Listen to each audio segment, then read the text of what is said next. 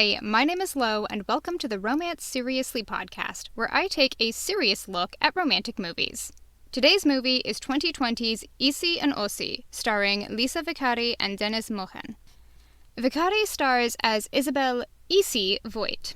Since childhood, Isi has been the black sheep of her uber-wealthy, reputation-oriented family from the wealthy city of Heidelberg. Mochen plays Oscar Ossi Markowski, from the more working-class town of Mannheim. Ossi is the son of a single mom, Betty, and grandson of a particularly incompetent criminal. Remember, when robbing jewelry stores, bring a bag to carry the loot. 10 years later, the two run diametrically opposite lives. Ossi is a promising boxer, getting ready for a big fight. If he wins, he'll get into the Pro League, a future he far prefers to working at his mom's gas station, especially as she owes €14,000 in back taxes. Isi had to repeat her senior year of school twice, and is now being pushed to attend a prestigious business school. Isi herself developed a passion and talent for cooking, and dreams of attending culinary school in New York, yet she is trapped in the shallow world of high society, where her friend Camilla complains that because an acquaintance bought a Tesla, her father will make her get one too. God, February 2020 was really a different time. Ossi learns that the sponsor for his fight pulled out, meaning that if he wants that shot at a better life, he needs €8,000 to pay for it. Meanwhile, Isi learns of the extent of her parents' control over her life. They bribed her school to pass her, offered an acquaintance an internship to date her, and refused to give her access to her trust fund so she can pay for culinary school. The two cross paths after Isi realizes her parents are having her followed. She impulsively applies for a job at the burger joint Ossi and his best friend Sichuni are eating at. Apologies for the pronunciation, I do not speak Turkish. After seeing Ossi get in a fight, she gives him her number, hoping to embarrass her parents into letting her go to New York. Ossi realizes who she is and initially decides to ignore her, but his mom and Sichuni convince him to date her in order to scam some money. The two go on a disastrous date. Hardly surprising when both parties are trying to use each other.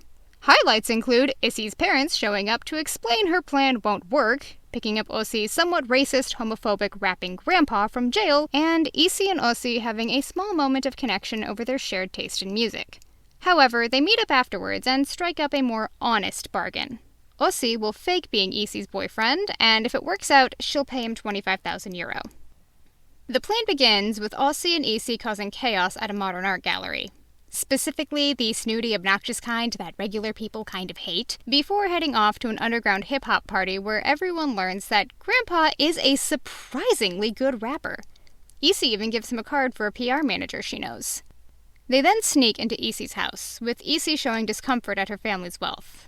She legitimately has no idea how much money her family has, and it's clear having 20 cars and doing nothing to earn it doesn't sit right with her. She also promises Ossi that he'll get his money no matter what, planning to hawk some overlooked but valuable stamps if her plan doesn't work out. We then get to the point of the sneak-in, having Isi's parents catch her in flagrante with Ossi. There's some great, hilariously awkward moments as Isi and Ossi work out the logistics of being caught in the act. Isi asks him to kiss her trashily, but Ossi tells her he can only kiss well. He kisses so well, he once had a girlfriend who didn't even like him. The peak, though, is Isi and Ossi trying to get into a sexually scandalous position without, sex. It's a mad tangle of limbs as Isi's trying to take off her shoes while Ossi is on top of her and he's grunting in the most ludicrous way while the actual chemistry between them shines through. When Isi's father actually appears, things take a darker turn than either had expected. When Isi tells her father that some women are with men because they actually like them, he slaps her. Ossi jumps in to defend Isi, but between her previous anger and newfound hurt, Isi impulsively decides to stay with Ossi. Ossi, for his part, immediately understands Isi's need to flee her parents' house. Isi is clearly uncomfortable when she sees Ossi's home, but it's not the discomfort of judgment. Rather, it's the discomfort of shame. She's never seen poverty up close, and she's embarrassed by her privilege and ignorance, something that is heightened when Ossi asks what she's trying to get from her parents. Isi is well aware of how spoiled she sounds when she says she doesn't want to go to college and is seeking her trust fund for culinary school. Yet, Ossi merely points out that she doesn't actually have to go to New York to cook. Isi reacts by using the odds and ends of the family kitchen to make dinner for everyone. The end result looks like brown slop, but is actually quite good. However, when she finds mold on the walls, Isi hits her limit and goes to stay with Camilla. The two meet up the next morning for breakfast, Isi having made an excuse about a friend needing support. They chat about the small things about each other. Isi explains her hatred of false pleasantries that no one means and everybody knows no one means, while Ossi reveals his talent of knowing exactly how many letters are in a word. Isi muses that Ossi is like his grandfather. Very smart, and if he grew up in her position, they'd probably be successful. Ossi, however, gets offended and takes Isi to the gym to show off. His trainer, though, is annoyed by the distraction, especially when his mom shows up to drag him to the gas station again. Isi's parents, meanwhile, continue plotting to get Isi in line, this time offering her €3,000 a month and a great cooking class if she goes to college. Which, progress, I guess. After Grandpa shows up with the exciting news that he's signed a record deal, Isi, Ossi, Grandpa, and Tsuchuni head to a party. It's a wild night. Isi shows off for her parents' man following her, Tsuchuni accidentally texts his mom a dick pic, and Isi encourages Ossi to chase his dreams and go to Frankfurt for the next step up the ladder in boxing. The two then decide to have some no-strings-attached makeouts, which, ironically, finally convinces her father that Ossi isn't some stunt. After a night of drunken laughter and some inebriated care, Isi and Ossi have a tender conversation where Isi remembers a photo her parents used to have of them lying together. She thought it was weird as a kid, because they were never affectionate. This finally pushes Isi and Ossi's growing feelings over the edge and they have sex. When Isi's parents show up the next morning, the clearly post-coital Isi finally wins as her parents promise her trust fund. Yet she's clearly having second thoughts about walking away from Ossi and the new life he represents. While she does acquiesce, it's with clear hesitancy, and she even finagles a few more days at her job.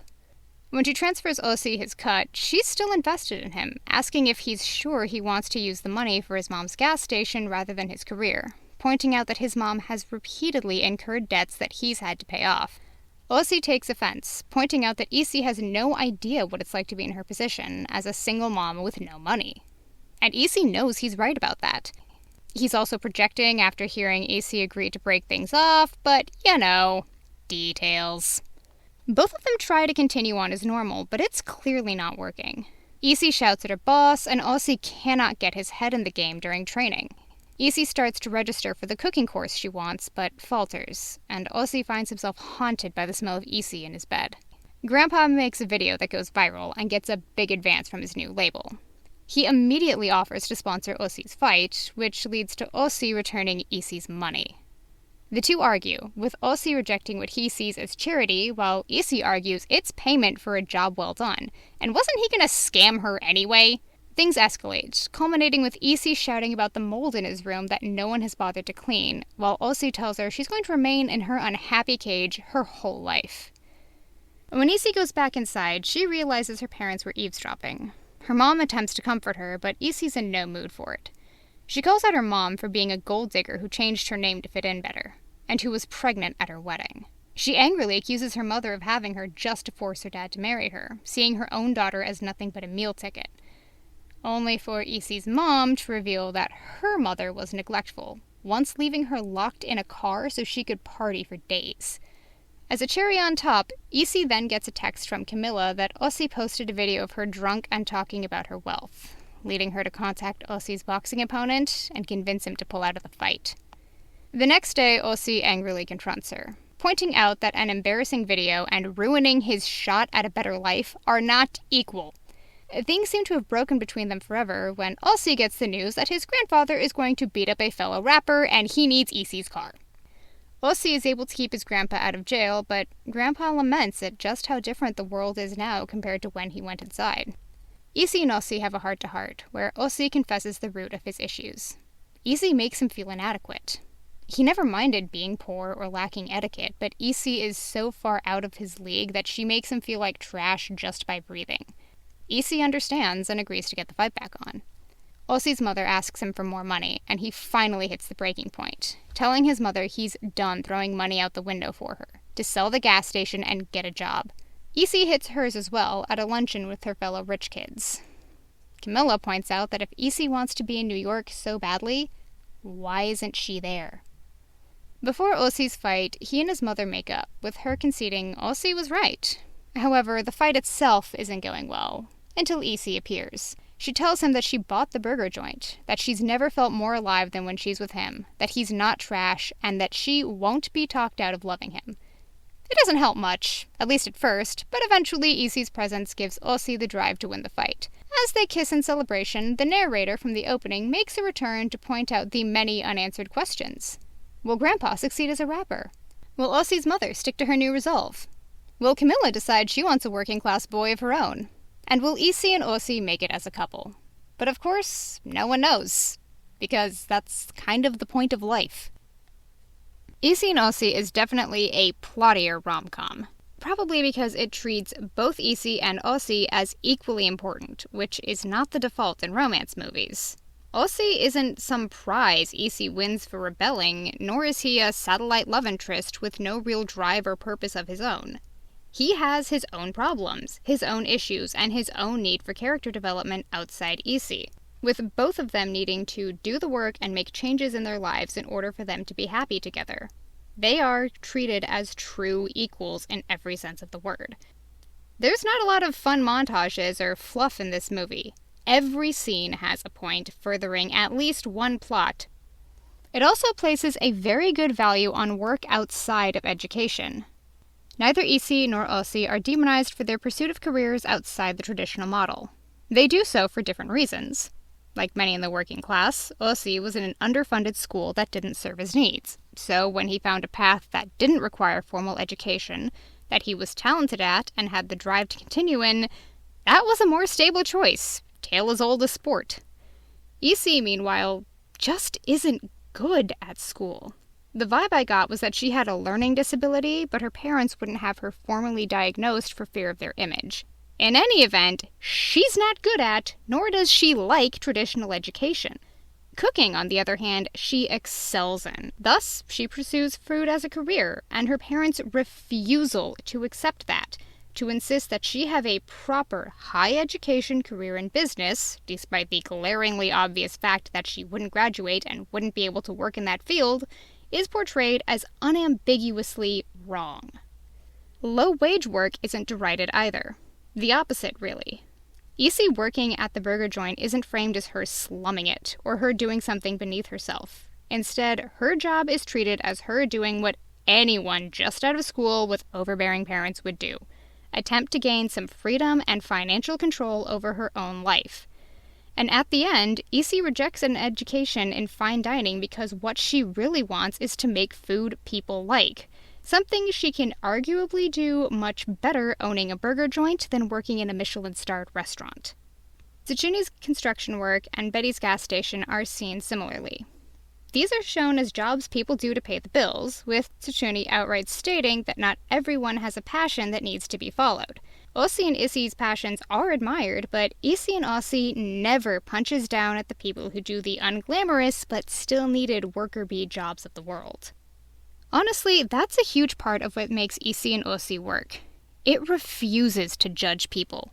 Persons, sure. You treat your child like an accessory, or if refuse to accept your responsibility for your own actions, you will be held in contempt. But Isi, Ossi, Camilla, and Tsuchuni are all treated with the same respect. Even Isi's mother deciding to baby trap her father into marriage isn't demonized, but shown as a desperate choice made by someone who saw no other path to a better life. Hell, they didn't even go the cliché route of her parents having a cold and resentful marriage. Instead, despite Isi musing that they were never really affectionate, her parents seemed pretty happy together, sharing plenty of intimate moments, solid communication, and a good deal of mutual support. Honestly, I've seen way more dysfunctional marriages than her parents. Moreover, the characters treat each other with respect. There are plenty of times where Isi clearly feels uncomfortably out of place in Ossi's world, but there is never judgment. She obviously knows that this is her issue for her to work through. Further, she's unfailingly polite and accepting, frequently using her connections and skills to help just because she can. Similarly, Ossi never truly holds Isi's wealth against her, taking it for granted that Isi has good reasons to want a different life, or assuming that having money obligates her to happiness. Grandpa's issues stem from being cut off from the world for years and receiving little support to transition to a world that feels utterly alien and is framed sympathetically for it. Even Camilla, who makes her living as an influencer posting about her obviously privileged life, is acutely aware of that privilege and never holds a lack of it against anyone, nor does she think Isi is wrong for wanting something else. The end result is a movie that feels warm, one that advocates judging all people, at all stations of life, on their own merits and actions, rather than using money as a base for moral judgment, because money is luck. But what you do with your money, or lack thereof, and how you choose to go through life, that's what a person actually is made of, and that is how you should judge them.